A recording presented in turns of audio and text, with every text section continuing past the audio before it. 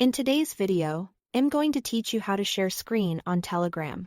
We'll walk through the entire process on the Telegram desktop app so you can confidently present documents, demo software, or collaborate in real time.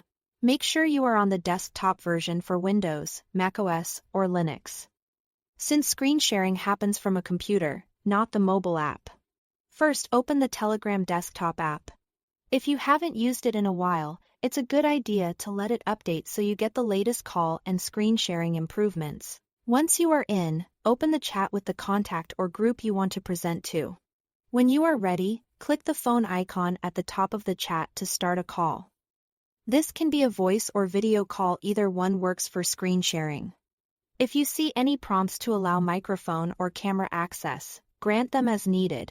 It's also helpful to let the other person know you are about to share your screen so everyone's ready. During the call, look for the screen sharing icon. It usually looks like a little computer monitor. If you don't see it right away, open the Calls menu to find the option. Click it and Telegram will prepare to broadcast your screen to the people on the call. Nothing is shared until you choose exactly what to show.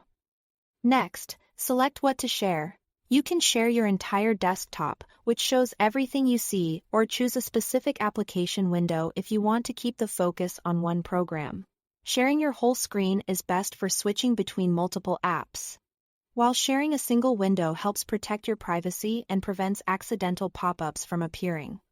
Before you confirm, take a moment to close any sensitive documents and silence notifications so only the relevant content is visible. Once you start sharing, speak clearly and move at a comfortable pace so your viewers can follow along. If you need to switch what you are showing, you can stop and start the share again to pick a different window or your full desktop. Should your system ask for screen recording permission the first time, just follow the on-screen instructions and then try again. When you are finished, click Stop Sharing in the call window. This ends the screen broadcast but keeps the call active, so you can wrap up the conversation.